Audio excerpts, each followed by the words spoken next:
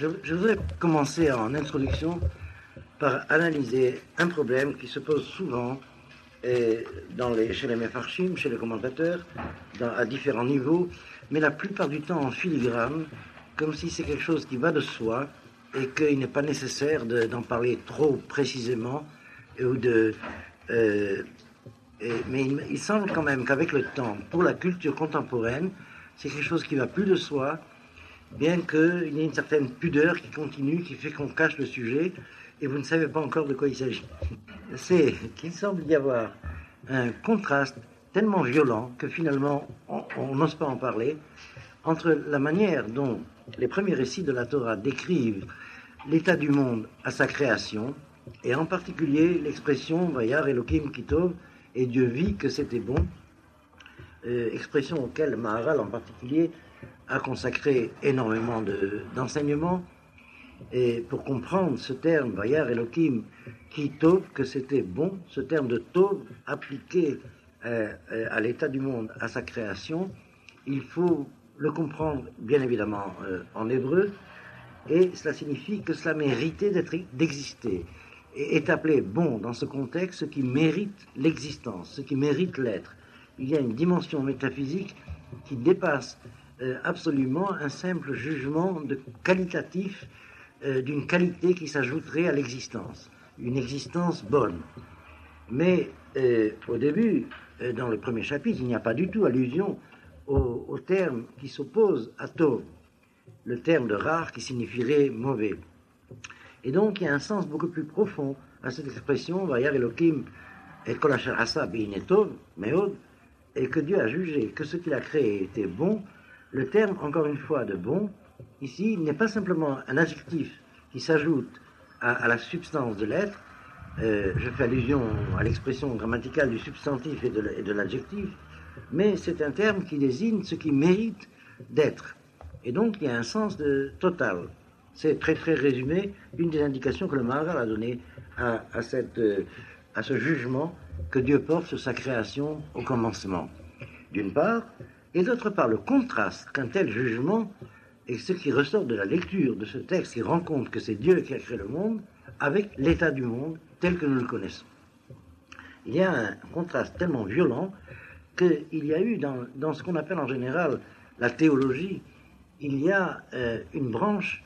Le nom m'échappe, c'est un terme philosophique qui dérive du Moyen-Âge, la théodicée. La théodicée, c'est une tentative de justifier Dieu d'avoir créé le monde.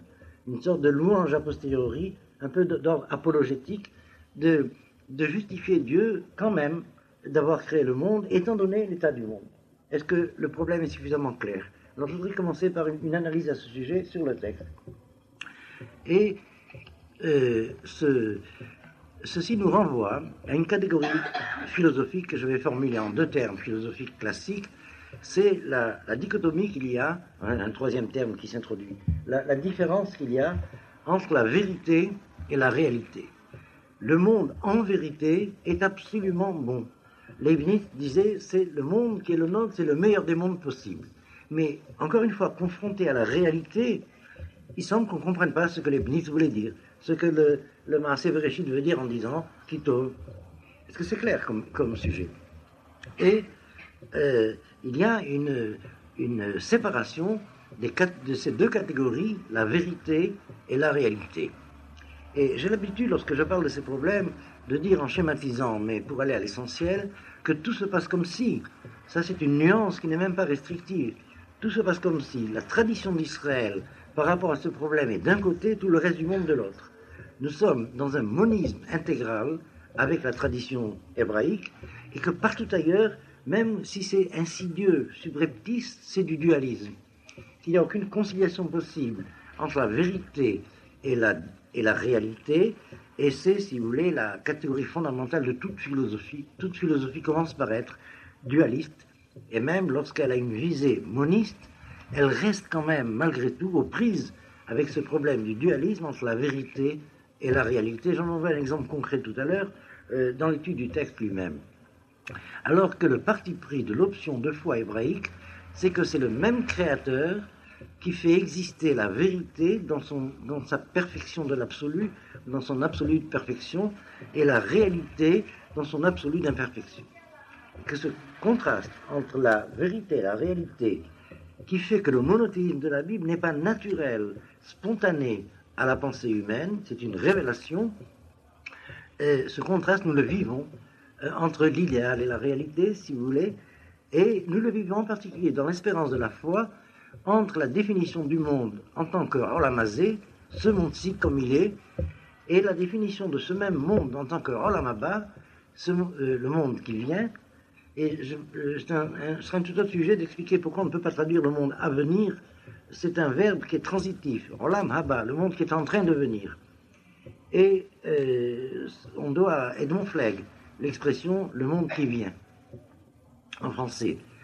Et que ce monde-ci, tel qu'il est l'antichambre, la préface, le prosdore, comme nous disons en hébreu avec un mot grec en plus, de Olam Haba. Que pour nous, c'est le même monde à deux niveaux différents, le niveau de la réalité et le niveau de la vérité. En vérité, dans le projet du Créateur, c'est le Olam Haba qui a été voulu, et il existe déjà en tant que projet, puisqu'il a été projeté.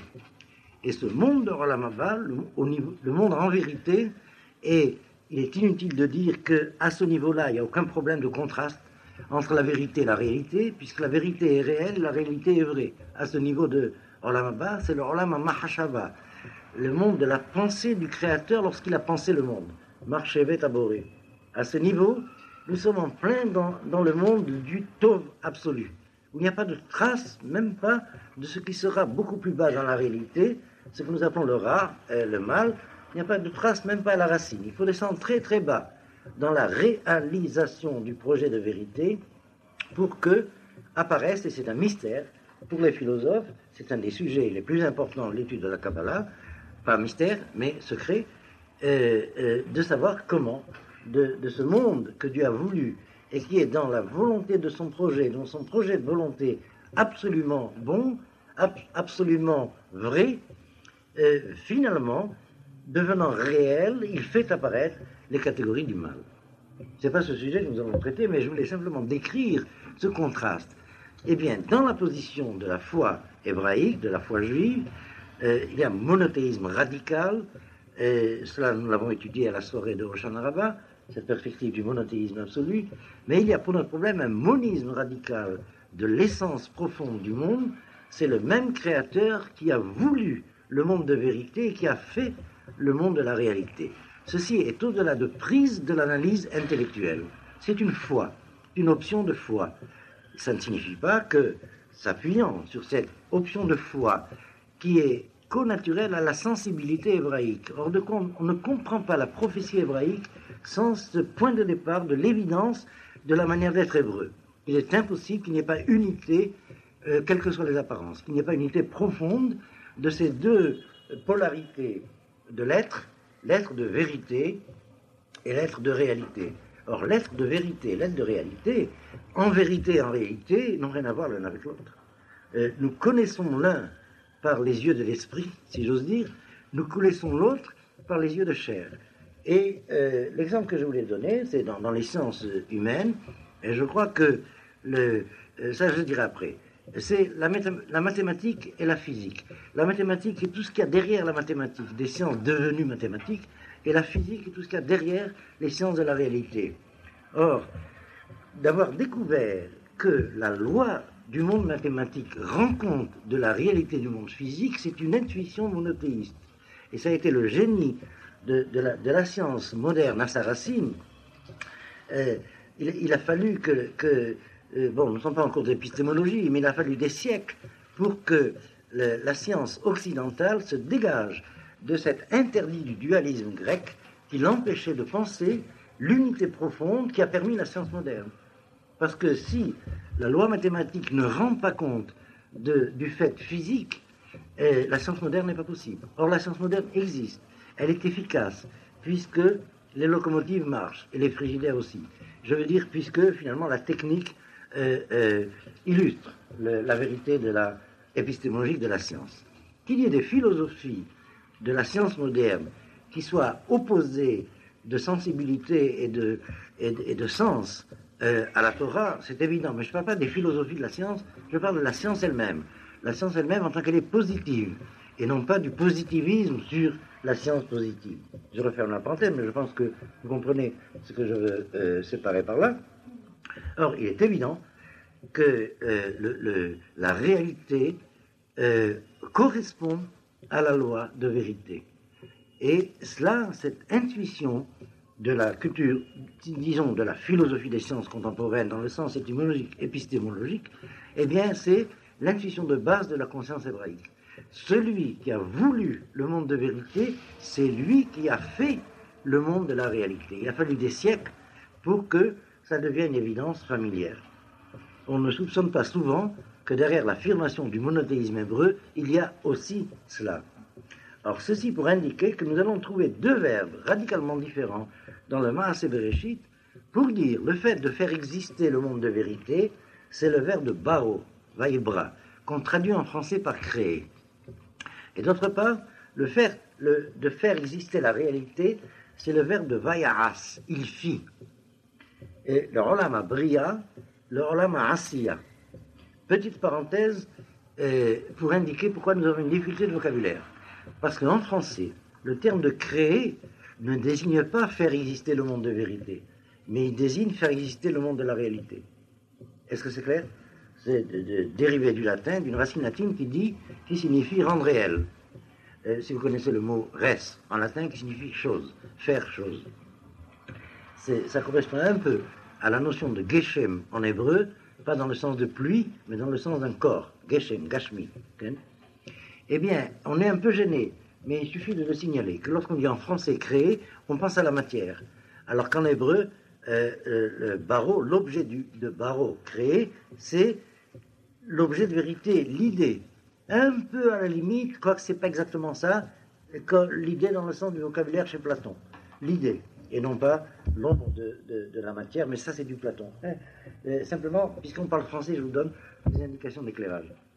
Et lorsque le texte dit Vaïbra, c'est dans la perfection absolue du Olam Mahashava. Lorsqu'il dit Vayaras, c'est dans le monde de la réalité. Alors ce décalage entre la perfection d'un monde qui serait à l'honneur de Dieu et l'imperfection du monde de la réalité, de notre représentation, de notre expérience, est connu par le vocabulaire du texte qui nous raconte un Dieu unique qui a créé et qui a fait. Voilà l'introduction à ce problème. Est-ce que c'est bien clair? D'ailleurs, si vous voulez, si vous avez une question là-dessus, pour que ce soit bien clair, et ensuite je prends un exemple de ce décalage entre le projet de vérité et la réalité du factum, comment dire ça en français, du fait, de ce qui est advenu. Et si vous avez des questions, ça me donne le temps de souffler. Les anges en sont la cause. Parle plus fort.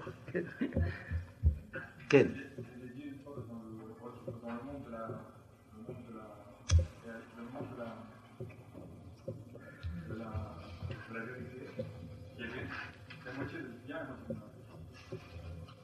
Oui, d'ailleurs, c'est pas moi, c'est une citation. Hein. Oui. C'est-à-dire, dans le Olam Asiya, qui est le monde le plus inférieur au niveau de la réalité, il y a en réalité plus de mal que de bien. Olam Yetzira, c'est la moitié. Olam Bria, il y a l'amorce de la racine de ce qui sera en bas, le Shoresh du Ra. Et plus haut, Olam Asilut, c'est encore plus haut que le bien. Donc, en vérité, il y a 4 niveaux de l'être pour le vocabulaire de la Torah. Je n'ai fait allusion qu'à 2 de ces niveaux qui nous sont familiers à cause du dualisme occidental. La pensée hébraïque pense par 4, alors que la pensée occidentale pense par 2. C'est clair jusque-là. Okay? 4 qui sont 5. Rappelez-vous la main. Okay? 4 qui sont 5. Et ça y est, c'est clair? Je vous dis très rapidement le nom de ces 4 niveaux qui s'unifient dans un 5e. C'est Olam Hatzilut, Olam Bria, Olam Yetzira, Olam Asiya. Nous avons dans le premier chapitre 2 termes, Baro, Asso. Le deuxième exemple que j'analyserai, je le prendrai dans le deuxième chapitre, où il y aura le terme de Yatzor, Yetzira, si nous avons le temps d'arriver au verset 7 du chapitre 2. Et alors, sur la question qui a posée, le Olam Bria, c'est Kuloto. avec l'annonce de ce qui plus bas sera ce que nous appelons Ra, tort le bien par le mal en français, et même là-haut, la racine de ce qui est Ra en bas, elle est complètement bonne. Comment arriver à comprendre ça? Si vous voulez, on peut choisir ça comme exemple, mais tout à l'heure. Et nous avons une phrase de la Torah Sheba'al Peh, En Ra Yored Min HaShamayim. Il n'y a pas de mal qui descende du ciel. Il n'y a pas de mal qui descende d'en haut. C'est quand ça arrive en bas, la manière dont ça s'est reçu, que ça s'inverse en mal. C'est un mystère pour la pensée occidentale. Ça a l'air même d'être une pirouette, parce que en bas, le mal, c'est vraiment du mal.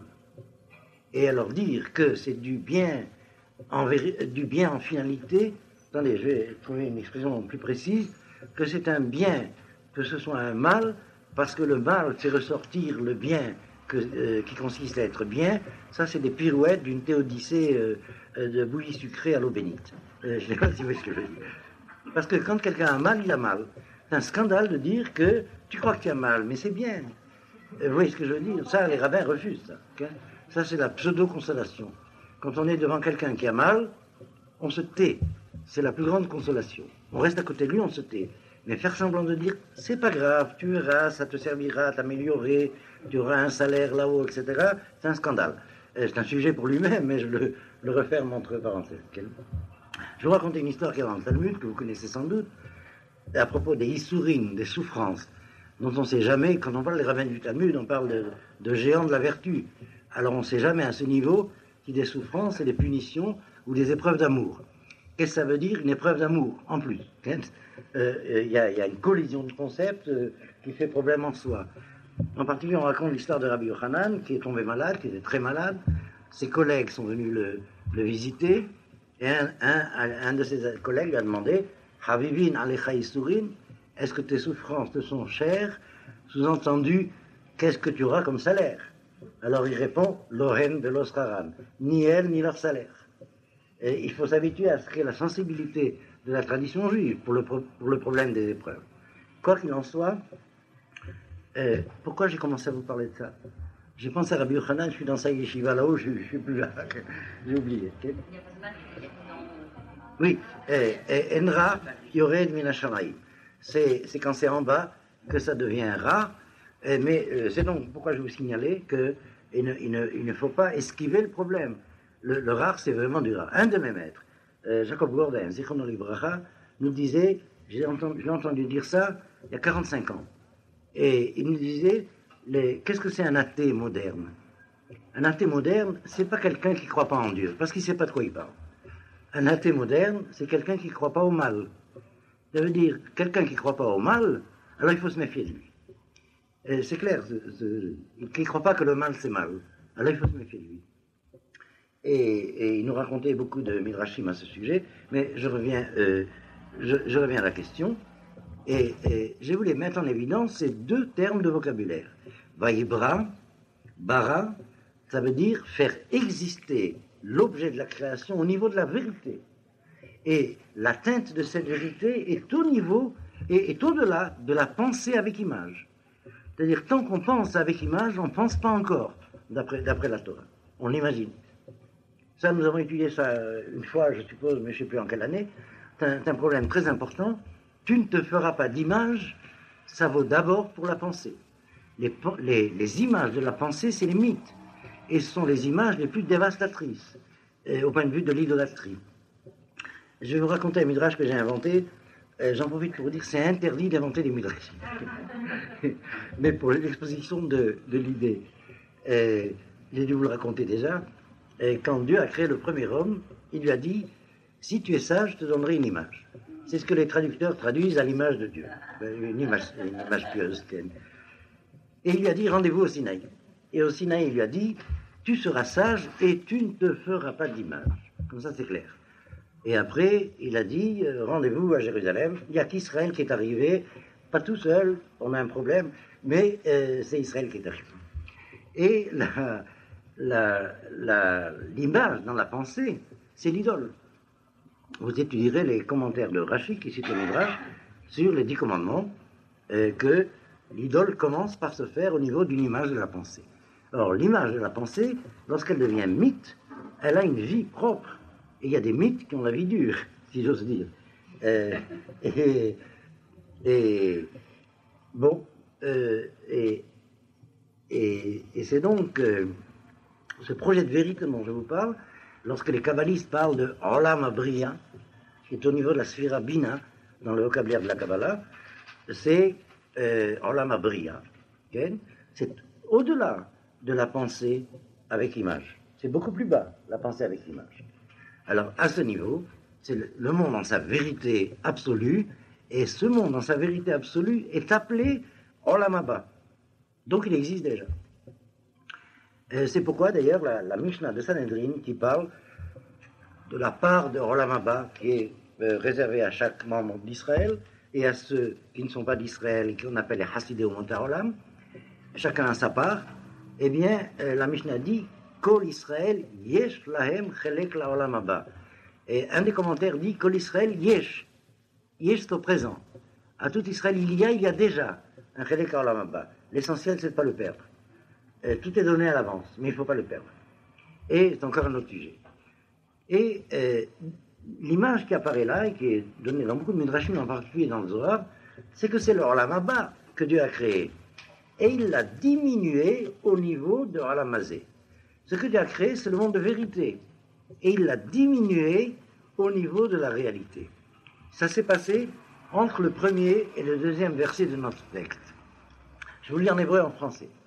Bereshit, bara Elohim, et Hashamayim et Haaretz. Au commencement, Dieu avait créé les cieux et la terre, au niveau du projet de vérité, puisque c'est bara que porte le verset comme verbe. C'est clair? Deuxième verset, et la terre était devenue chaos. Ve'aret aïta tohu vabu. Haaret du deuxième verset, c'est la terre de la réalité. Alors que Haaret du premier verset, c'est la terre de vérité. Le Zohar indique Bereshit, bara Elohim, et Hashamayim et Haaretz, sur ce Haaret du premier verset, Haaretz shel ma'ala. Ve'aret aïta tohu vabu, Haaretz shel mata. Donc, ce contraste entre vérité et réalité, qui a été le point de départ de l'analyse, est connu du récit d'emblée.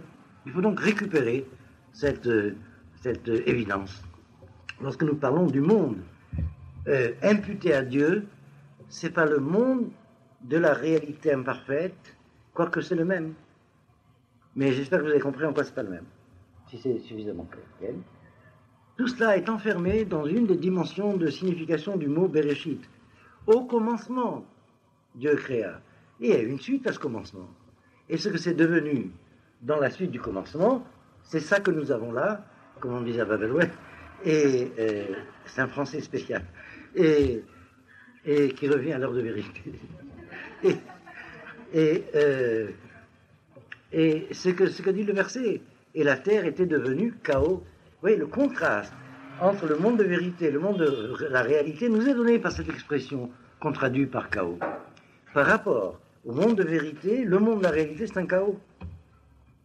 Et donc, il faudra se poser la question, je l'attends, votre question, en vue de quoi? Pourquoi c'est comme ça? Quelle est la finalité de cela? Ça, c'est la vraie question, le vrai problème. Posez-le-moi tout à l'heure si je n'y pense plus. Parce que quand on a déjà la réponse à une question, quand la question ne se pose plus, c'est faux. Elle continue à se poser.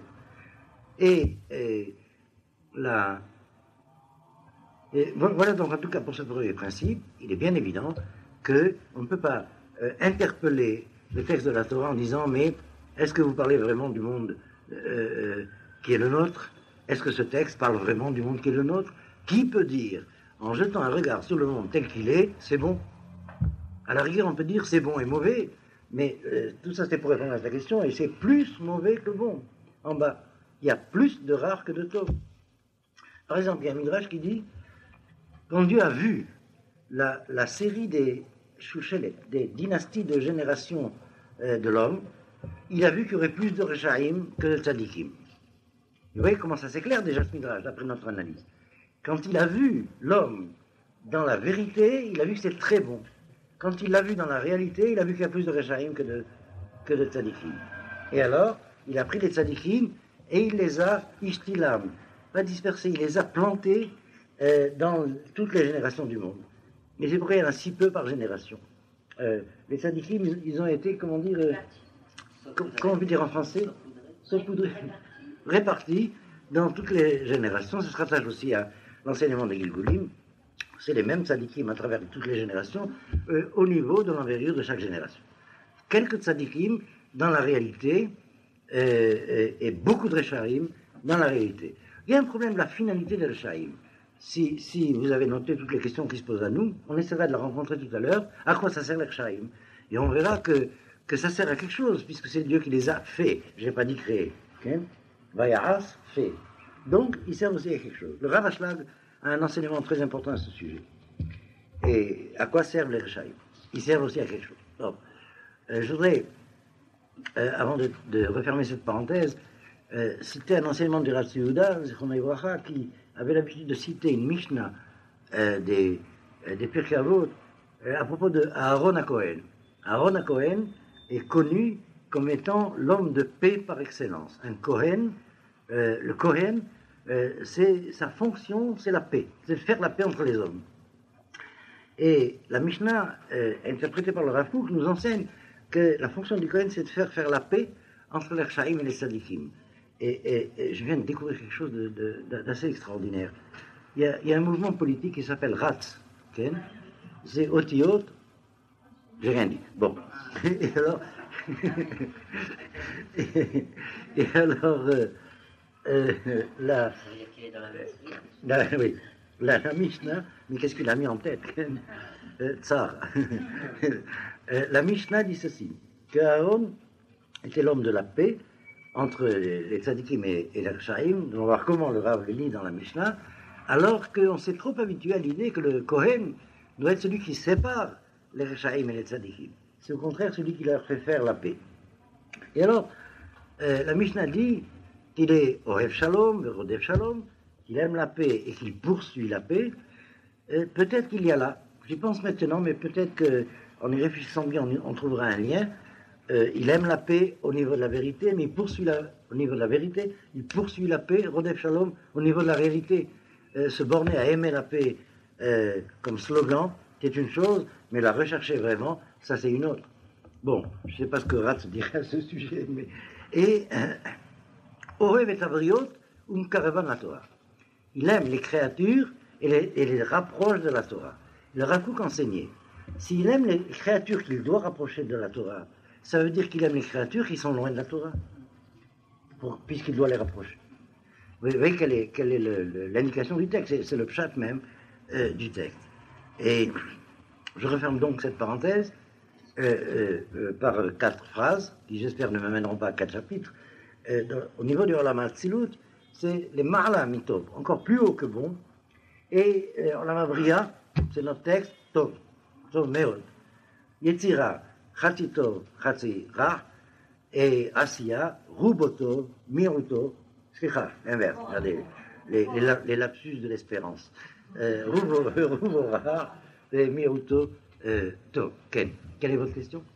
Vous avez dit qu'il n'y a pas de maths, ils sont dans Isaïe, je crois, si je ne me trompe pas, il y a un article qui dit... Yafé, ou Boré Ra. Voilà. Oui, chapitre 41, verset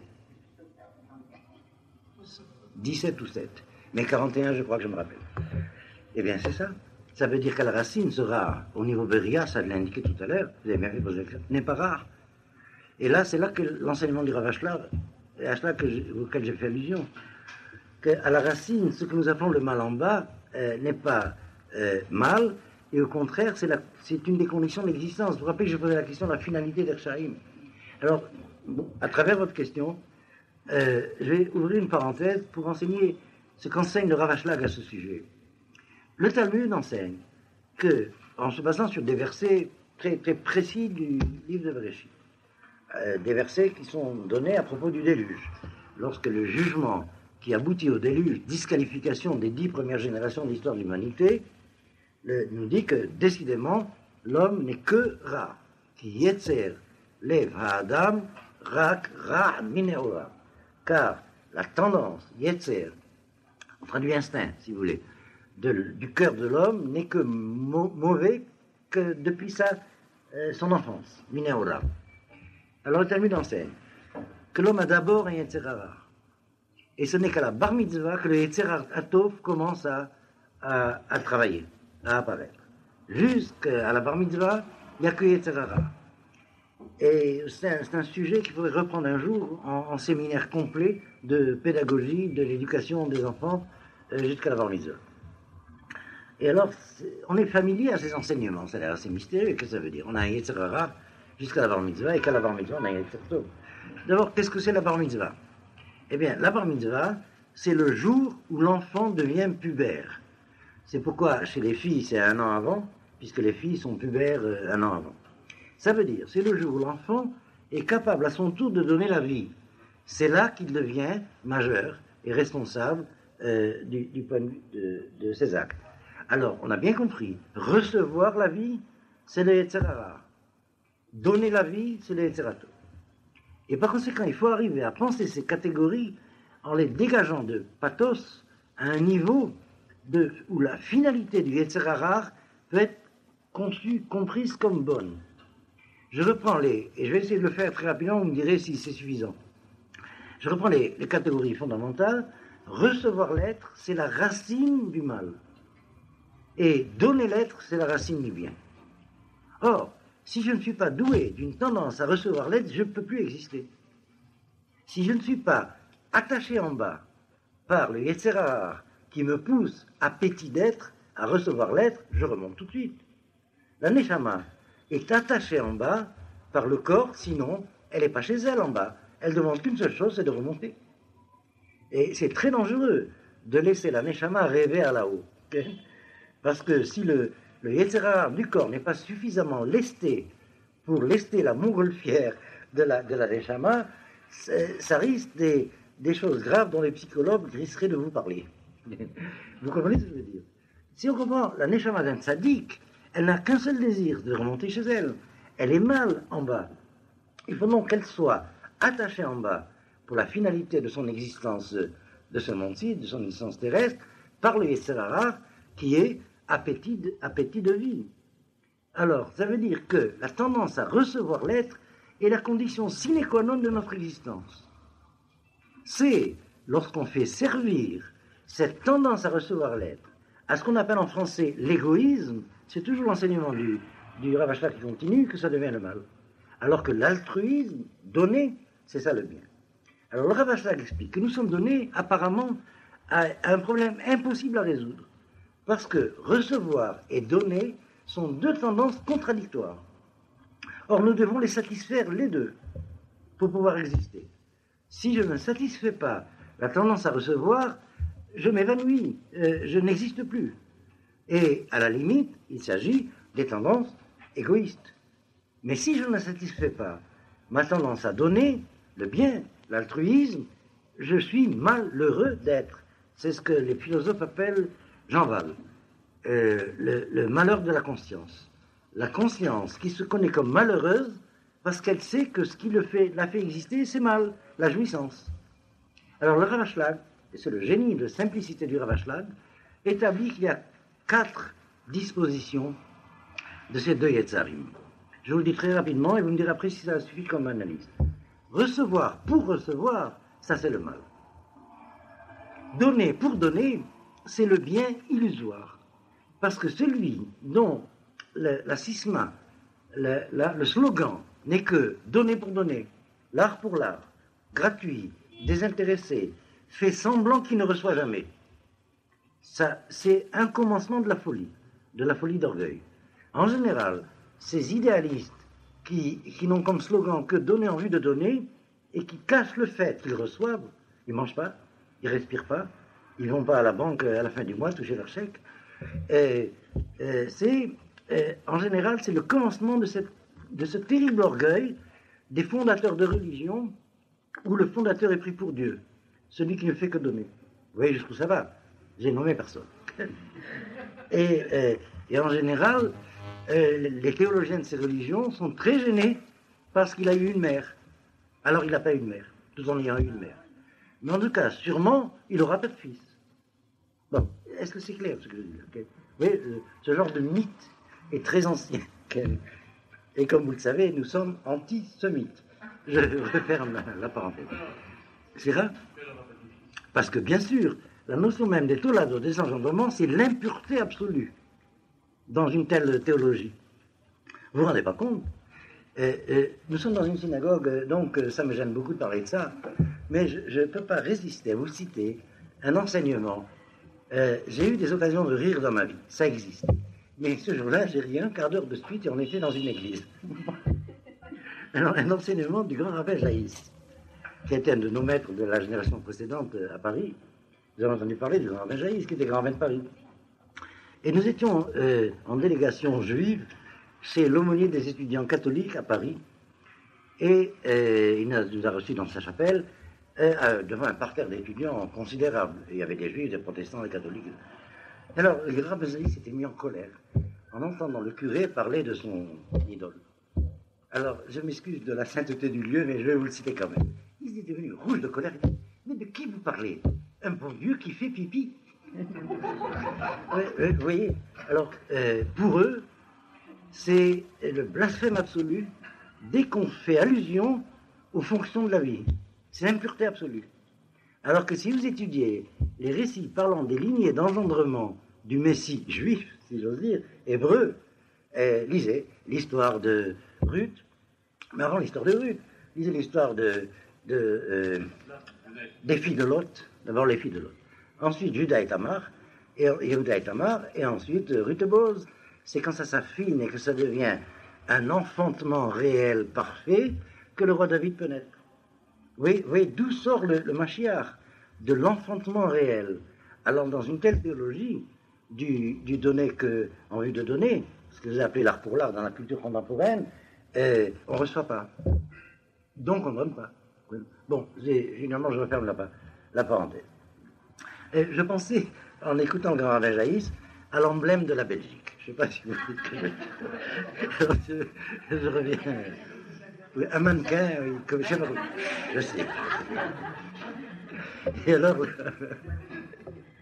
là, c'est la deuxième position. Alors, il faut passer par là, avant d'arriver à la troisième et à la quatrième. La première position, la plus inférieure, c'est de recevoir pour recevoir. On fait l'apprentissage des Kele Kabbalah. Ça veut dire des véhicules de réception. C'est-à-dire avoir envie d'avoir envie. Ça, c'est l'âge de l'enfance, où il faut apprendre à l'enfant à fabriquer les vases de réception de ce qu'il recevra. Et si on a, finalement, toute la vie, on ne reçoit jamais plus que le contenu des contenants qu'on a préparés jusqu'à la bar mitzvah. Est-ce que c'est clair, mon langage civil?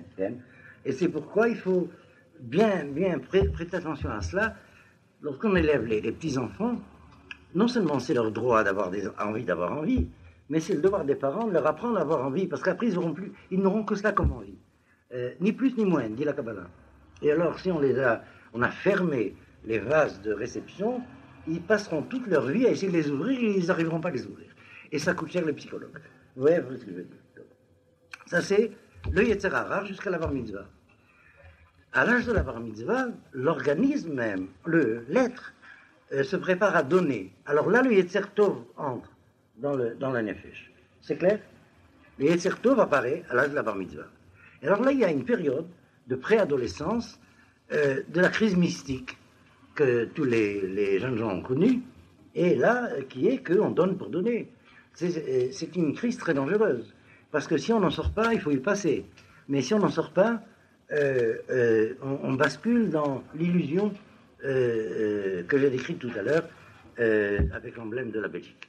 Vous voyez ce que je veux dire, okay?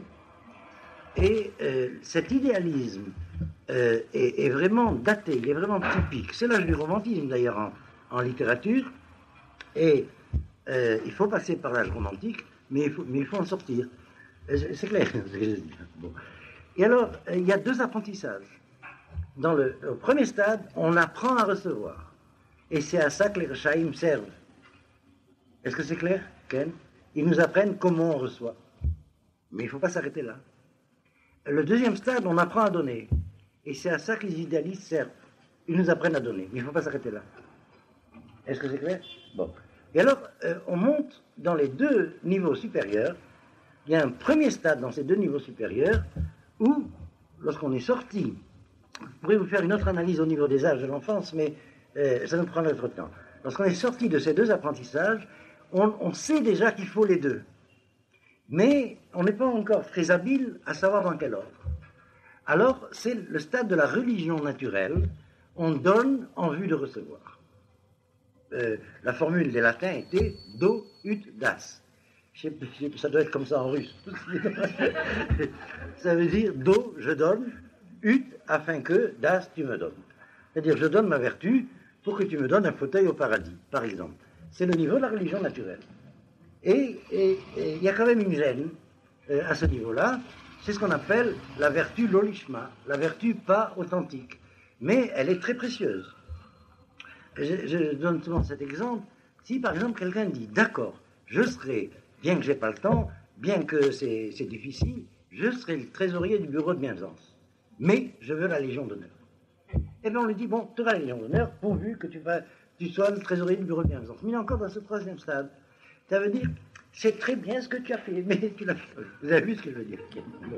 Et c'est pas joli, mais c'est indispensable. Donc, et finalement, on arrive au stade de la maturité, qui s'appelle Chochma en hébreu, c'est recevoir en vue de donner. Alors, le point de chute, c'est pas recevoir, mais c'est donner. On a satisfait le Créateur en tant que créateur de la réalité, on reçoit, et on a satisfait le Créateur en tant que créateur de la vérité, on donne. Mais dans cet ordre-là, recevoir en vue de donner, et recevoir le plus possible en vue de donner le plus possible. Vous voyez pourquoi, en général, il y a une espèce d'accusation contre l'identité juive de matérialisme. C'est parce qu'on a connu des juifs inversés.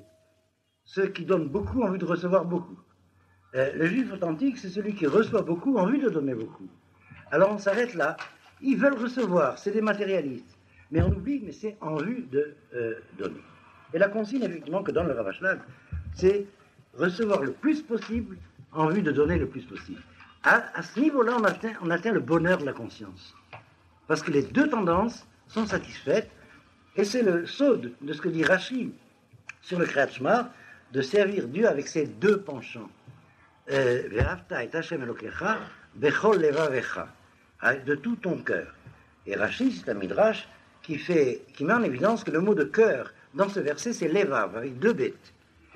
Et lev avec un bête, lev, c'est le cœur unifié. Levav, c'est le cœur avec les ventricules et les oreillettes, enfin les deux côtés. Celui qui reçoit et celui qui donne. Vous voyez que c'est la même image. Et alors, Rashi explique, avec tes deux tendances. Là, il y a une étude très importante et très difficile. Ça veut dire, avec ta tendance au bien et avec ta tendance au mal. Vous voyez comment ça rejoint l'analyse du Rav Ashlag. C'est bien clair? Alors, sur ce Rashi, quelques phrases.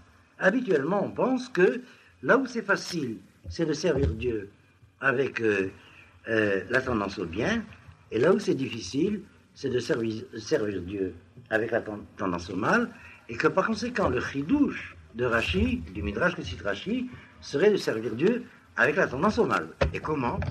Les psychologues appellent ça la sublimation des passions. Okay?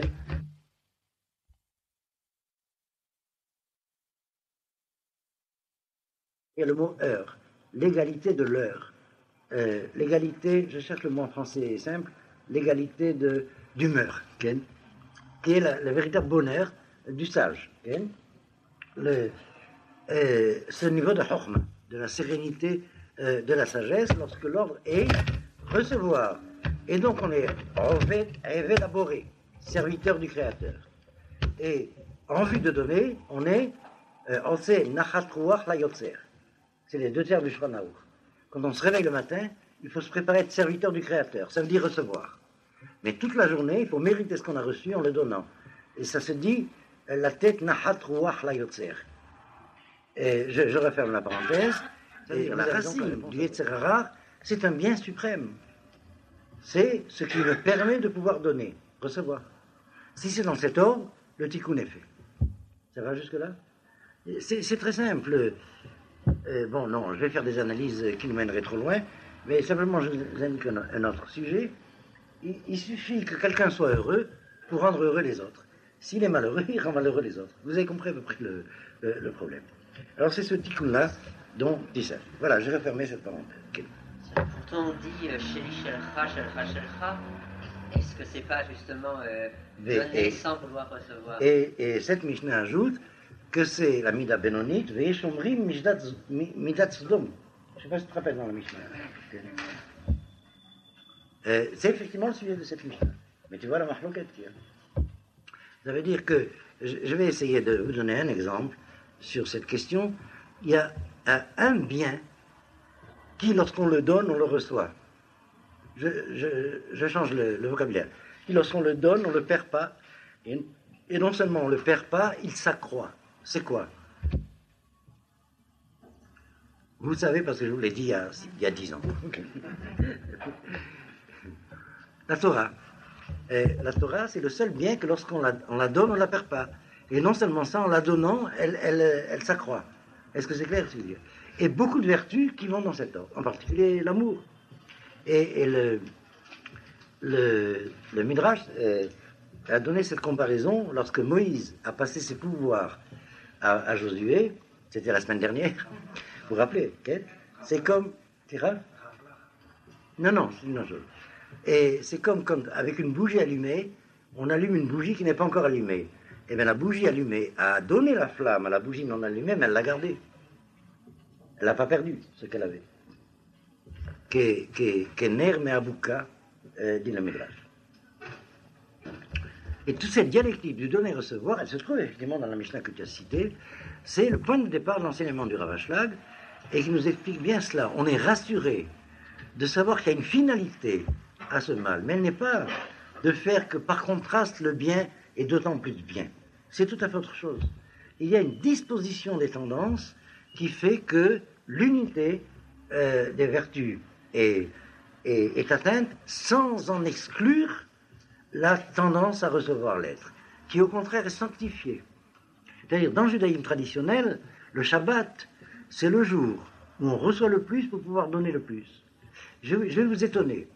Le Shulchan Aroud, et c'est ça qu'on apprend de Kohelet, qu'on a lu à Sukkot, le véritable rite du Shabbat, c'est bien manger, bien boire, bien dormir, bien rire, bien chanter, bien étudier, bien prier. Et on est heureux. Est-ce que c'est clair? Et les grands de Chassidut, déjà le Hari, ont enseigné la nourriture du Shabbat a un goût spécial. Je ne sais pas si vous savez cela, Ken. Eh bien, il enseigne, les kabbalistes enseignent énormément de choses à ce sujet, de la sainteté de la nourriture du Shabbat. Et je referme la parenthèse parce que ça nous donne faim de cette nourriture du Shabbat. Voilà donc en tout cas pour la première analyse, et je voulais vous donner tout de suite, un exemple qui illustre ça, de ce décalage entre le monde de la vérité et le monde de la réalité, mais j'espère, ce sont des sujets qu'il faut récupérer 100 fois, 101 fois plutôt que 100, pour arriver à les intégrer, qu'on a déjà un peu senti que c'est l'enseignement de la Torah. C'est-à-dire on est dans le principe de l'enseignement de l'unité du Créateur en tant que Boré et du Créateur en tant que Osé. Et alors il faut énormément de vie spirituelle pour arriver à intégrer dans l'économie de cette unité tout ce qui se passe dans le monde, et qui est effroyable au niveau du Tohu Vabohu, dont le deuxième verset a parlé. Ken, oui, il y avait une question. Ah oui, attends une minute. Non, c'était lui d'abord, parce que Ken, à toi. Tout à l'heure, tu as dit que lorsque c'est mal, c'est mal. Alors, à propos des souris, par exemple, on voit les rabbins qui s'expriment... Attends, allez, je vous ai corrigé pour être sûr. J'ai dit, le mal, ça fait mal. Oui, alors, le mal, ça fait mal. Alors, comment il faut identifier ça? Les rabbins s'expriment de la manière suivante. Non, c'est pas ça. Hein? Lorsque les rabbins dans Talmud s'expriment en disant Gamzul et Tova. Gamzul et Tova. En parlant de quelque chose qui fait mal, en principe. Écoute, je vais... Comment il faut identifier ça? Oui. Toujours dans le même sens. Dans le zou, il y a ce mal qui est mal. Et on souhaite que même ce mal qui est mal, et qui est mal en tant que mal, finalement arrive à être bien. Mais tant qu'il est mal, il est mal. Et alors, il faut une capacité de foi, c'est de Choniya Ma'agel, il faut une capacité de foi considérable pour arriver à réaliser cela. Mais sachons qu'on ne peut pas faire comme si ça va de soi pour l'expérience habituelle de tout un chacun. Ce sont des théodicées apologétiques, apologie du bien de Dieu, qui sont irritantes, qui gênent. Tant que quelqu'un a mal, il a mal. Et alors lui dire, tu sais, la purge est amère, mais quel remède? Et c'est ridicule. Ça peut être dit de mille manières plus fortes encore. Je m'y tiens. Ce sont des hommes exceptionnels qui sont capables de dire Remzé le Torah. J'ai connu des hommes et des femmes qui ont énormément souffert dans leur vie et qui ont eu des moments de révolte, mais qui avaient de très longs moments d'arriver à dire je ne sais pas pourquoi, il faut que je souffre comme ça, mais j'accepte ce que Dieu fait est bien. Mais pour arriver à un niveau de sincérité à ce niveau-là, il faut être quelqu'un. C'est pas Stam, un philosophe, qui va parler du contraste entre... C'est clair. Par exemple, je ne voulais pas la citer, mais tout le monde sait que c'est elle. Okay. Et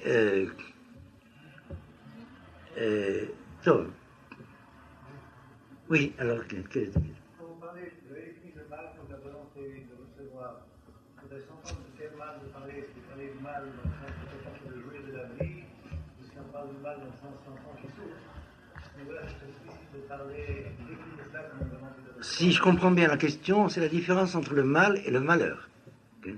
Oui, et dans beaucoup de textes, il y a apparemment cette ambiguïté.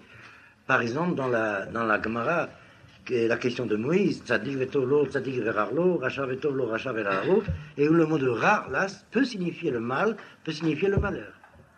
Mais en fait, l'analyse du Rav Ashlag répond très directement à cette question. Oui, tout mal a pour racine le Yetzer Hara et les conséquences de ce que le Yetzer Hara a fait. Alors là, il faut ouvrir une échappée d'ordre métaphysique qui va me servir d'introduction à l'illustration que je voulais donner d'ailleurs tout à l'heure, et c'est ceci. C'est que si on fait l'analyse de tout mal dans le sens de choses mauvaises, mauvaise conduite, tout mal, quel qu'il soit, l'analyse réduit en fin de compte à une racine qui est toujours la même, avoir envie d'eux. Le mensonge, le meurtre, le vol, le viol, tout, n'importe quoi, c'est à la racine, il y a une envie de recevoir. Or, on est condamné à ce risque de la tendance au mal à travers l'appétit de recevoir, parce que sans appétit de recevoir, le monde s'arrête. On n'existe plus. Je crois que l'idée est claire. Vous connaissez ce midrash qui me revient par association d'idées, parce que c'est un autre sujet. Quand la prophétie s'est arrêtée, la Gemara dans Yoma nous raconte, la prophétie s'est arrêtée, l'idolâtrie s'est arrêtée. Quand on ne voyait plus, alors on ne voyait plus. Et donc on ne voyait plus les ombres. Donc, c'est clair. Okay. Et alors Ezra, c'était au temps d'Ezra, qui est la fin de la prophétie et le commencement du Talmud. Alors Ezra s'est dit, nous sommes dans un moment de chance, de mazal. Le Yetzer Hara de la Avodah Zara a disparu d'Israël. Alors on va en profiter. Et il a demandé à Dieu, dans une prière célèbre, que le Talmud nous a conservée, que le Yetzer Hara des Gilul Arayot disparaisse aussi. Que le Yetzer Hara de la débauche disparaisse aussi. Et alors le Talmud, avec son humour habituel, nous dit, le lendemain, on ne trouvait plus un œuf au marché. La vie s'est arrêtée. Alors il a prié pour que le Yetzer Hara de Gilul Arayot revienne, mais le Talmud dit, avant il était comme un lion, et maintenant il est comme un lion, mais les yeux crevés.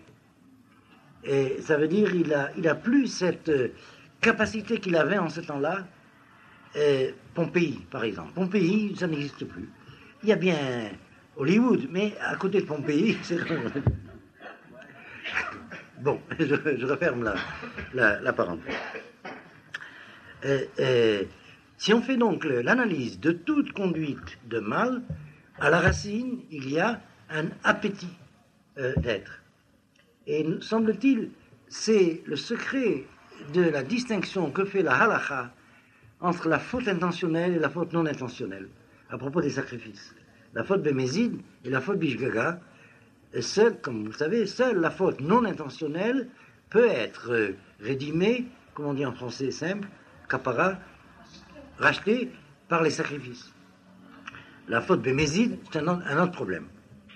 Et la raison pour laquelle le korban se fait par la nourriture, c'est parce que c'est la nécessité de la nourriture qui mène toutes les fautes qui se font dans la société humaine.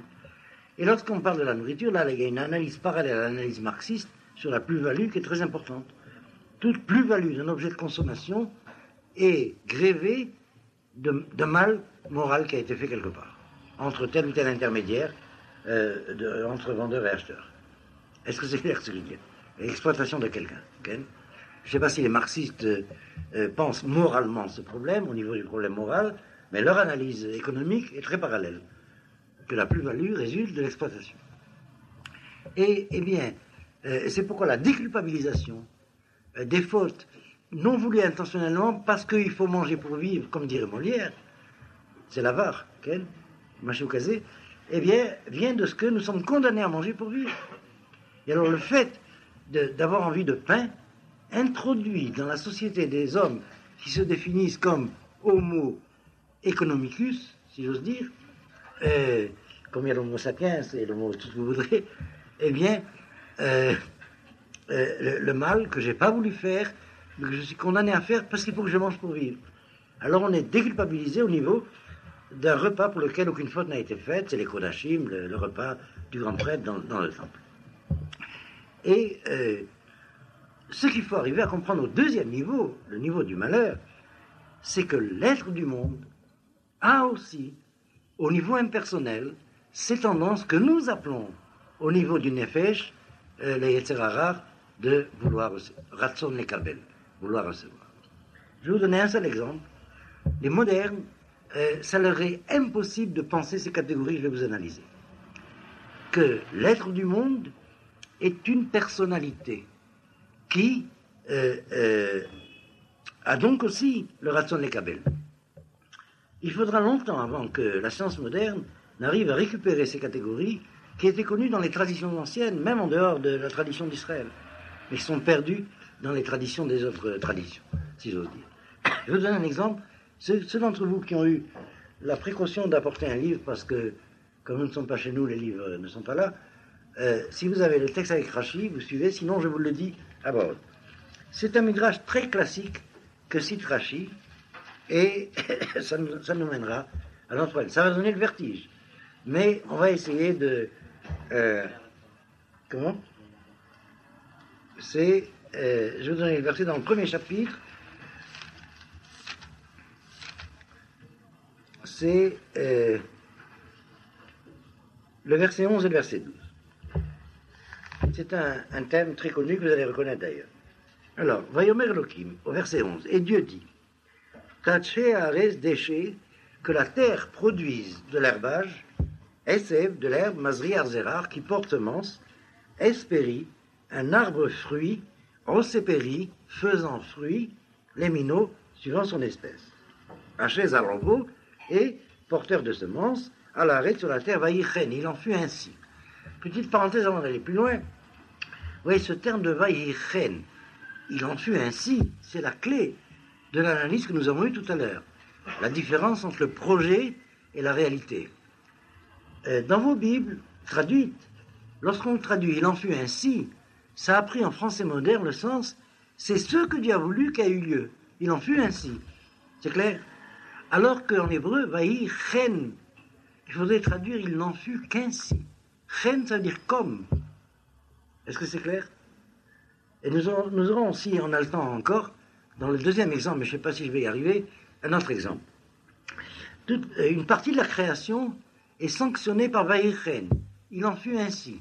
Et ça veut dire il n'en fut qu'ainsi. Vous voyez le quasi qu'il y a dans la réalité par rapport à la vérité. Je reviens sur la définition des catégories épistémologiques entre la mathématique et la physique de tout à l'heure. Vous savez que la loi mathématique se vérifie dans le phénomène physique, mais aux conditions de l'expérience près. Il y a toujours une marge d'erreur, que les physiciens appellent, si je me souviens bien, delta, ou machéokazé. C'est bien ça? Epsilon. C'est epsilon. Epsilon. L'infiniment petit de marge d'erreur. Alors il y a toujours cet epsilon de décalage qui fait que finalement, la loi mathématique s'applique au phénomène physique, mais à peu près, quasi. Et alors, c'est vaïchen. Ça veut dire, le que soit, au niveau de vérité, est absolu. Au niveau de la réalité, c'est comme. Si j'ai réussi à vous indiquer cela, c'est quasi. Et nous allons voir effectivement que, dans le verset qui dit la réalisation de ce projet des arbres fruits, il y a un décalage. Et ce que dit Rashi à ce sujet en citant le Midrash. Verset 12. Batot seharet déchets. Et la terre produisit l'herbage, et c'est mazriar zera, l'herbe porteur de semences, les minéus selon son espèce, ve'etz oseperi, et arbre faisant fruit. L'expression arbre-fruit a disparu. C'est-à-dire, le projet, c'est que l'arbre soit fruit, la réalité, c'est des arbres porteurs de fruits. Et il y a toute une philosophie dans ce décalage. Et je vais essayer de relier cela à ce que dit le premier psaume. En parlant du tzaddik, Ashrei Haïsh, heureux l'homme qui, il y a une expression, ve'alehu lo yibol, et sa feuille ne se flétrira pas. Il y a une espèce de drame au point de vue de la finalité de tout ce qui existe. Vous voyez, l'arbre a des branches. Les branches portent des feuilles. Les feuilles ont des fleurs, les fleurs ont des fruits. Alors combien il faut de branches pour qu'il y ait des feuilles, et combien de feuilles pour qu'il y ait des fleurs, et combien de fleurs pour qu'il y ait un grain qui donnerait un fruit. Oui, au niveau de la finalité, il semble qu'il y a un gaspillage de destinée arbitraire pour arriver à un fruit qui recommencera le cycle. Et entre-temps, le drame de la feuille qui n'a pas pu être fleur, et le drame de la fleur qui ne sera pas fruit. Il ne faut pas raconter ça, ça donne le vertige. Et alors, ce que promet le premier psaume, c'est que le juste sera comme un arbre dont les feuilles sont aussi importantes que les fleurs, et les fleurs aussi importantes que les fruits. Il y a une espèce de prévision d'un monde de non-gaspillage, de prodigalité, mais qui, en fin de compte, retombe sur le sort de tout un chacun qui n'est pas traversé par la certitude que c'est lui le fruit. Est-ce que c'est clair ce que je veux dire? Donc. Et oui, mais un arbre avec des feuilles qui flétrissent, c'est pas beau. C'est pourquoi le verset dit vers Lehu lo yibol, et sa feuille ne flétrira pas. Les feuilles non caduques, comme on appelle ça en français, perpétuelles, je veux. Persistantes, c'est très beau. Au moins ça sert à quelque chose. Okay? Et puisqu'on sort du loulab de Sukkot, okay? Avec ce symbolisme qui est plus que symbolique, que les 4 catégories ont leur finalité. Mais il faut le voir, que d'ailleurs pour le Midrash, ce fameux arbre dont la feuille ne flétrit pas, c'est le cédra, okay? C'est le hétrog. Mais que la harava aussi aurait un sens. Chacun a sa place, mais au mec a un sens. Tandis que ce non-sens de ce qui s'est flétri, comme on disait à Alger, beau. Et on revient au c'est pas beau. On revient au sujet. Donc, oui, alors, le verset de la réalisation montre que le projet d'arbre-fruit ne s'est pas réalisé. Dans toutes les traditions antiques, on trouve qu'il y a un arbre-fruit qui est adoré. Ça veut dire quoi un arbre-fruit? Va dire le Midrash que cite Rashi. L'arbre a le goût du fruit. Dans nos civilisations, on connaît que la réglisse. Le bâton de réglisse a un goût de fruit. Et je reviens. Il y a dû avoir une société primitive, dite primitive, qui adorait la réglisse. Pourquoi pas? À Zan et Rolamo, ils en ont fait le zan. En tout cas, pour revenir à notre sujet, je vous lis Rashi. Prenez Rashi sur Espéri. Shei et Ta'ama Etz que Ta'ama Pri. Que le goût de l'arbre soit comme le goût du fruit. Vehi lo astaken. Et elle, la terre, n'a pas fait cela. Et là, batot se'ared vegomer, et la terre a sorti d'elle-même, ve'etz oseperi, un arbre faisant fruit. Vous voyez le décalage. Vélo, ve'etz peri, et non pas un arbre fruit. Les firach, keshenit kalkel adam, c'est pourquoi lorsque l'homme a fauté, al avono, sur sa propre faute, nifkeda gamhi al avona, elle a été jugée, elle aussi, pour sa faute. C'est un rachis difficile, parce que ça implique que la terre, l'être du monde, a une personnalité que l'on juge, que l'on punit, qu'elle est consciente, qu'elle est libre, qu'elle a des tendances, elle peut obéir, ne pas obéir. C'est une notion qui est complètement étrangère à la mentalité moderne. Que le monde est un être vivant, et qui a par conséquent le Yetzer Hara. Alors le Yetzer Hara du monde mène au malheur. Le Yetzer Hara de l'homme mêle au mal. Alors ça nous dépasse, infiniment.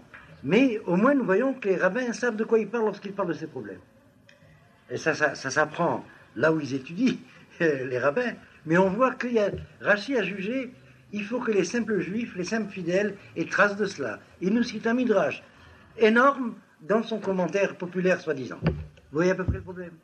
Alors ça veut dire qu'effectivement, je vous citerai encore une remarque qui va peut-être atténuer la difficulté. Lorsqu'on lit le Maaseh Bereshit des 6 premiers jours, on a l'impression que le monde change de jour en jour, qu'il est plastique, qu'il y a une sorte de liberté diffuse, le monde est modelable.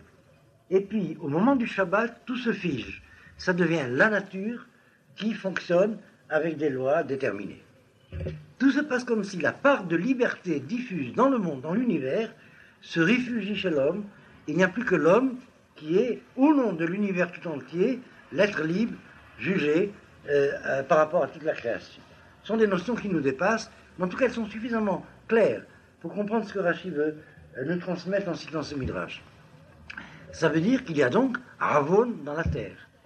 Il y a donc je ne sais pas comment dire,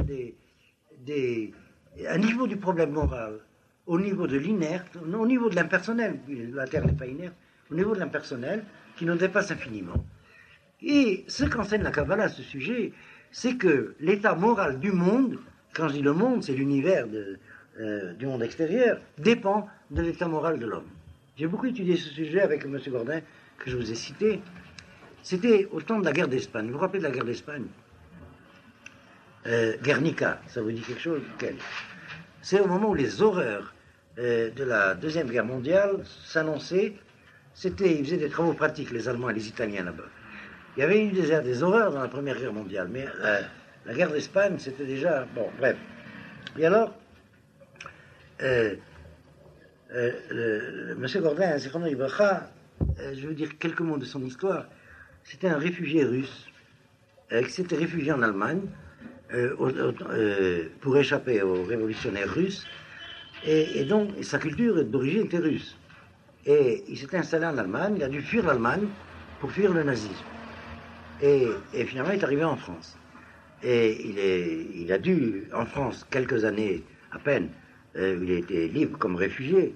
Et puis après, les Allemands ont occupé la France. Il a dû donc, à 3e niveau, se réfugier dans le maquis. C'est là qu'il a rencontré le mouvement des éclaireurs, qu'il a été le maître du mouvement des éclaireurs, et donc il a été notre maître. Et il parlait 6 langues à la fois quand il parlait, parce qu'il ne parlait pas français. Et le mystère du miracle des mystères, c'est qu'on le comprenait. Alors il avait dans une phrase, il avait un mot russe, un mot grec, un mot latin, un mot anglais, un mot espagnol, un mot portugais. Bref. Et on arrivait à le suivre d'après les versets qu'il citait. Donc, et alors il nous disait, plus on mange cachère, moins il y a de sang versé. Et il pensait à l'Espagne. Plus on donne la charité, plus les fleurs sont belles. Quel rapport?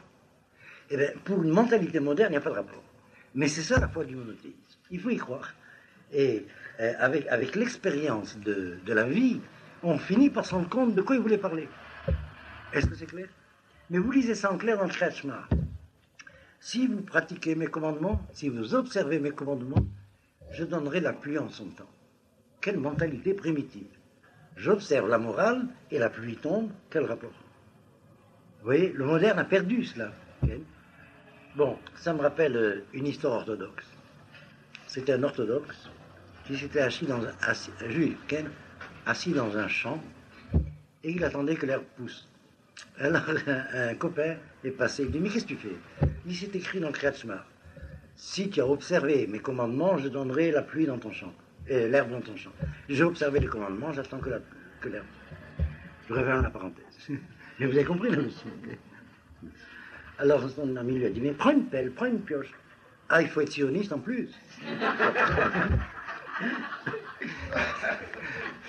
Alors, je reviens au problème.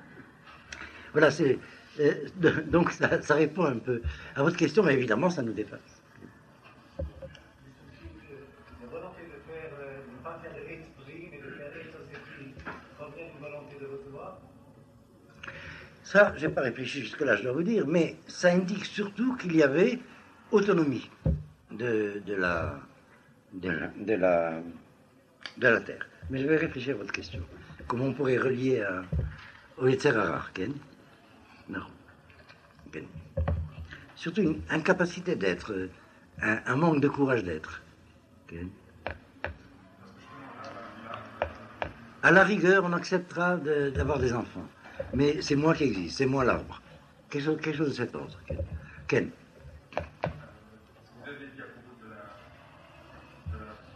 mal qui est dans le monde, du niveau moral de l'homme et du niveau de la personne du monde, c'est après la chose. Ici, c'est une autonomie, une grande autonomie qui a amené à la, comment dirais-je, à Rava à penser qu'il y avait une espèce de... Rava? Rava, qui a amené de Satan à pouvoir dire à Rava, il y a une espèce de... Mais on n'a pas parlé de ça. Je dis que la faute de la terre est à l'origine de la faute de l'homme. C'est pas ce que Rachid a dit, doucement. Rappelle-toi Rachid. Rachid a dit que tant que l'homme n'a pas fauté, la terre n'a pas été punie. Mais c'est quand l'homme a fauté que la faute de la terre a été comptée. J'ai compté avec un MP. J'ai indiqué cela en disant que il y a un lien entre que la part de liberté du monde est jugée dans l'homme. Mais c'est un niveau de définition des catégories du problème moral qui nous dépasse infiniment. J'ai simplement voulu ajouter que c'était très familier aux sociétés dites primitives. Par exemple, vous savez qu'il y a des saints qui font tomber la pluie. Vous savez cela, hein? Et j'en ai connu un. Et alors, il nous disait que des petites choses à ce sujet. Il disait, voilà, il s'isolait, montait sur une terrasse, il faisait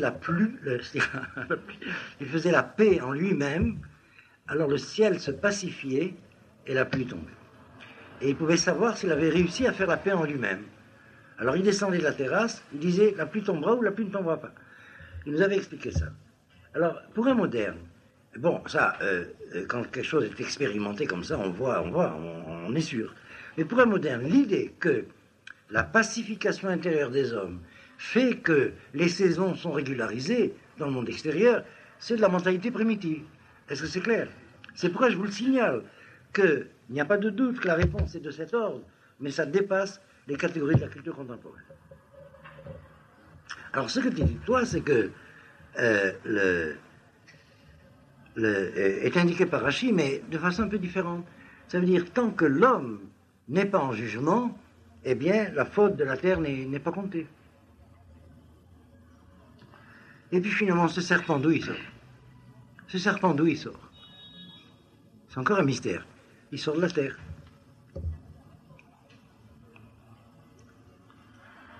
On pourrait dire comme ça, c'est plus qu'une image. Non, c'est le verset 24. Lorsque, au verset 24, Dieu dit que la terre sorte Nefesh Chaya, la personne vivante, Ken, finalement la terre n'a réussi à sortir qu'un serpent. Il a fallu attendre le chapitre 2 pour que Dieu dise, puisque la terre n'arrive pas à faire l'homme, je vais le faire moi-même. Naase Adam Betsalmenu, Vahi Adam le Nefesh Chaya. À la fin du verset 7 du chapitre 2, et l'homme devint Nefesh Chaya. Mais vous verrez que là, dans le projet de Dieu pour la terre au 6e jour, elle devait sortir d'elle-même le Nefesh Chaya, l'homme. Elle ne sort que le serpent. Alors d'où il sort ce serpent? Il sort de la terre. Et puis c'est un drôle de serpent, parce qu'il parle, Dieu lui parle, il prophétise. Bizarre, on ne sait pas ce que c'est. Ken? Disons, non, je ne veux pas dire. En tout cas, voilà pour ce premier exemple. Je vais voir quelle heure il est. Cette réunion, on a encore le temps. Oui. Ce que tu as dit sur la différence entre le Olam HaEmet et Olam HaMetziut, est-ce que c'est un rapport avec ce que le Rav Soloveitchik appelait les deux créations, avec la création par Hachem et Hachem Elohim? Je t'avoue que je ne peux pas répondre parce que je n'ai pas en tête ces deux chapitres sur les deux hommes du Rav Soloveitchik. Il y a longtemps que j'ai lu ça. Peut-être que c'est parallèle, mais je ne crois pas. Je ne crois pas que c'est intentionnel. Oui, je crois pas que c'est intentionnel chez le Rav Soloveitchik. C'est un niveau existentiel différent qui formule cela. Il faudrait que je relise le texte pour pouvoir te répondre. Ken, Lorsque Dieu dit que, parle plus fort. lorsque Dieu dit de la terre qu'elle fera pousser des ronces, etc. Après la faute de qui? Après la faute de l'homme. Oui. Est-ce qu'il n'y aurait pas une volonté de part de Dieu de mise à l'épreuve de l'homme par la terre? Ça pourrait être dit aussi comme ça. De mise à l'épreuve morale de l'homme. Ça pourrait être dit aussi comme ça, mais je crois que ça se relie aux questions qu'on a posées tout à l'heure. C'est que lorsque l'homme faute, la terre est atteinte. Le résultat de la faute de l'homme, c'est le malheur du monde. Je vais vous raconter un midrash de la Kabbalah, qui est dans le Zohar, qui est cité par le Shla, de façon assez extraordinaire. Il dit ceci, à propos de notre thème est très important. Normalement, je dis un peu en termes de Zohar, mais en interprétant tout de suite, le char, la Merkava, qui supporte la Shrina, la présence de Dieu dans le monde, ça devrait être l'homme. Mais l'homme n'est plus capable, alors ce sont les anges. Ce sont les anges qui sont la Merkava. Mais, comme ce n'est pas leur travail, ils sont dans l'angoisse. Et ils ont peur. Et ils ont des larmes de feu, des gouttes de feu, de transpiration de feu, qui tombent de leur front. Et chaque fois que sur Terre, une de ces gouttes de transpiration de feu tombe, il y a un malheur. Mais d'une autre manière, c'est la même idée, le même thème. Ça veut dire, lorsque l'homme n'est pas à son endroit, alors il y a des malheurs dans le monde. Maintenant, comment comprendre le lien? C'est une science qui nous dépasse. Ça ne veut pas dire qu'il n'y a pas eu des sages qui ont connu comment ça marche, si j'ose dire. La science de cela. Le lien entre la faute de l'homme et les malheurs de la terre. Mais il faut le dire en clair, ça nous dépasse. Ne cherchez pas à y penser. D'abord, ça risque de donner le vertige. Et puis, c'est un vertige dont on ne connaît pas les trous-fautes, comment on dit ça, les médicaments. Ni l'aspirine, ni l'aspirine. Mais il est clair que si Rachi, en son temps, il y a à peine 1000 ans, c'est pas si loin que ça, si Rachi, en son temps, a jugé c'était nécessaire qu'on entende ça, qu'il y a un lien entre le manque de vertu et le fait que les fleurs n'ont plus de parfum. Et comment ça marche? Or, on ne peut pas nier que nous vivons dans un temps où les fleurs n'ont plus de parfum. Moi, quand j'étais enfant, je me rappelais que les fleurs avaient du parfum. Il y a encore quelques petits jardins, ça et là, c'est des jardins secrets, discrets, où les roses ont encore un parfum de rose. Mais maintenant, on vit en plein dans les parfums artificiels. Vous avez remarqué ça? Oui, jasmin, voilà, ça c'est encore des fleurs qui n'ont pas été atteintes par la faute de l'homme. Mais je me rappelle du parfum des roses dans les rues, okay? Et ça n'existe plus. Même le pain a changé de goût, je ne sais pas si vous vous rendez compte. Bon, il ne faut pas trop exagérer, ça ferait un peu du romantisme attardé, mais il n'y a pas de doute, c'est indéniable, que on ne peut pas ne pas noter les deux faits. Dégradation morale, dégradation naturelle. Y a-t-il un lien? Les philosophes disent mentalité primitive. Bon, c'est point final. Ken.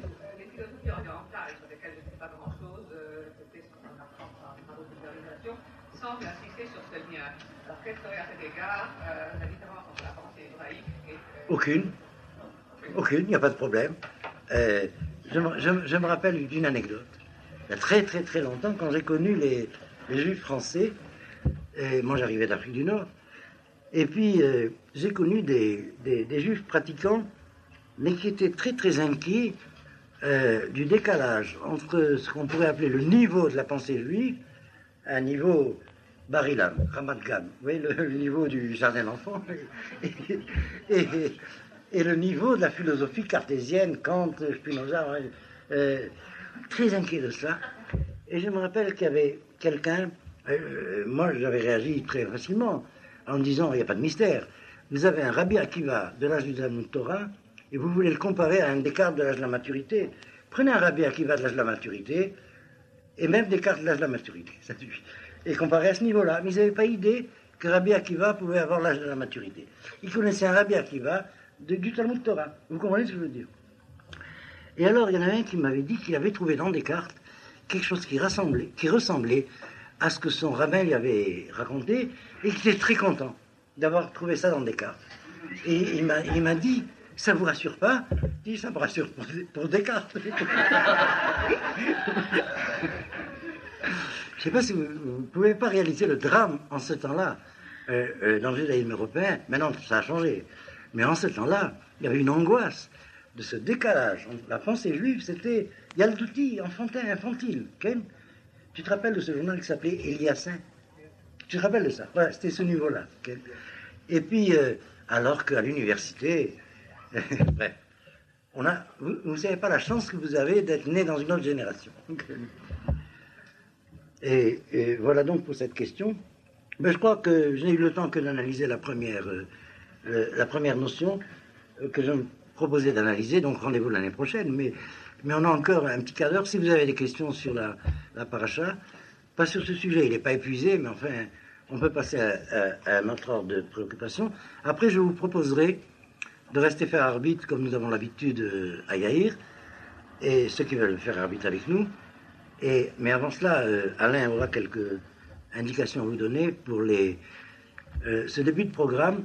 Enfin, tout arrive, on a commencé l'année à temps, grâce au Machon Triskiaou, mais j'espère quand même, Alain vous le dira plus en détail, que ça pourra démarrer dans quelques jours.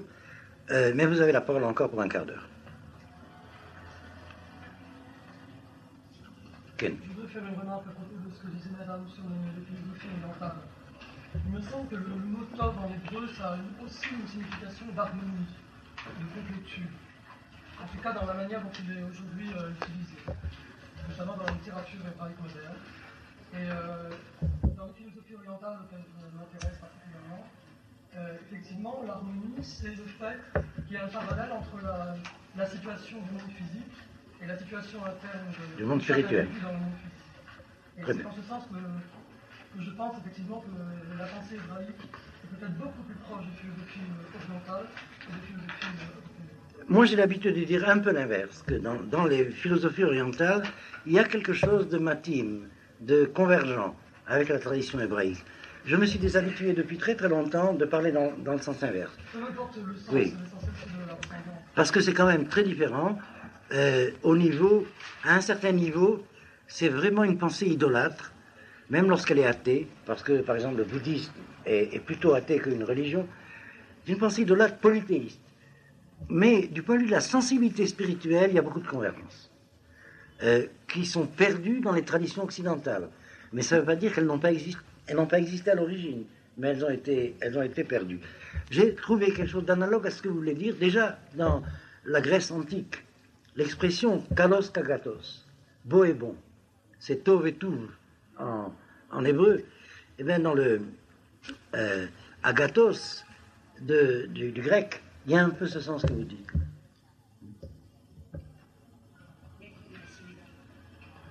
Ken?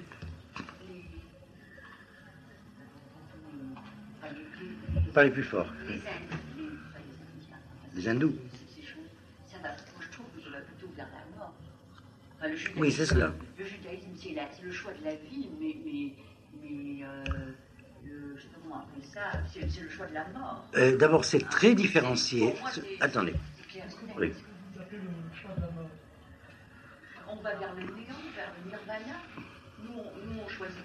C'est dit dans la Torah, tu choisiras la vie afin que tu vives. Jamais là-bas on dit tu choisiras la vie si tu vis. Pourtant, tu vas vers le nirvana, tu te dissous, n'existe plus. Il y a de ça. Vous savez, c'est un monde très différencié et qui a énormément de siècles de traditions différentes, d'évolutions différentes. Le brahmanisme et le bouddhisme, par exemple, c'est très différent. Le shintoïsme et le zen japonais, c'est très différent. Et je vous citerai un proverbe chinois qui va un peu dans ce sens-là, mais c'est surtout le bouddhisme que j'ai étudié. Et je dois vous dire que j'ai trouvé une sensibilité intellectuelle, en tout cas très proche, de l'humour juif. Mais je dirais la différence dans votre sens tout à l'heure. Proverbe chinois qui disait « Il vaut mieux être assis que debout, couché qu'assis, et mort que couché ». Et ça va un peu dans ce sens-là. C'est-à-dire la recherche de l'évacuation des douleurs que la vie entraîne. Et le bonheur terme occidental, le bonheur souhaité, c'est ne plus rien éprouver. Et alors, l'oriental en général, et là je généralise, l'oriental en général cherche à se conduire bien dans la vie pour ne pas revenir en réincarnation. Alors que l'occidental, c'est la terreur de ne pas avoir fini les réincarnations. Quoi, encore. Alors que l'occidental a tendance à se conduire bien dans la vie pour ne pas disparaître. Vous voyez la différence de sensibilité. Il y a deux polarités assez différentes. Ce que j'ai remarqué, moi, et ça m'a été confirmé par beaucoup de juifs, d'ailleurs, qui ont beaucoup fréquenté ces spiritualités extrême-orientales. Je ne sais pas si on peut les appeler philosophie, je ne sais pas si on peut les appeler religion, mais ce sont des spiritualités. C'est que ce qui manque, c'est le rire. Ce qui manque, c'est la joie. Et il y a une certaine dignité hiératique dans l'ennui de sacristie. Je ne sais pas comment dire ça, mais en fait, si par exemple vous entendez le gong des talapoins, c'est les prêtres de je ne sais plus quel, les talapoins, ça me revient que c'est sinistre à force d'être profond. Mais c'est sinistre. Ça n'a rien à voir avec le chauffard. Il manque ça, il manque simcha.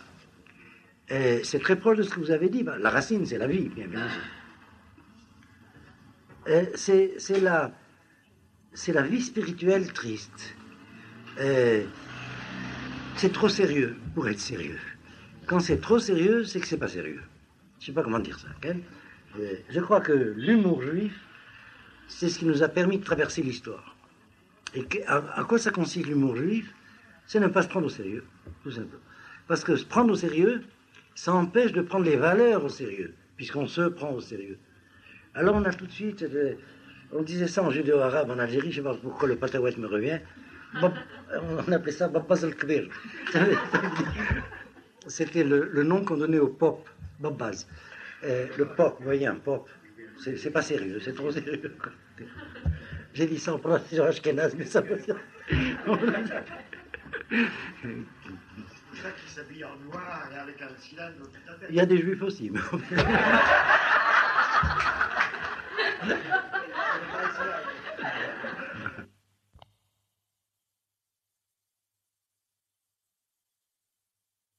Très clair. Il y a le Shabbat de la terre. Alors c'est quelqu'un, la terre, elle a besoin de son Shabbat. Et elle réclamera son Shabbat si vous ne lui donnez pas. Ce sont des versets très clairs. As tirtse arrête Shabbatotea. Et bon, c'est cette idée-là que le monde est un être, le moderne a peur de regarder ça. Mais vous avez des expressions qui sont passées dans, on appelle ça des idiomes hébraïques, mais c'est pshat.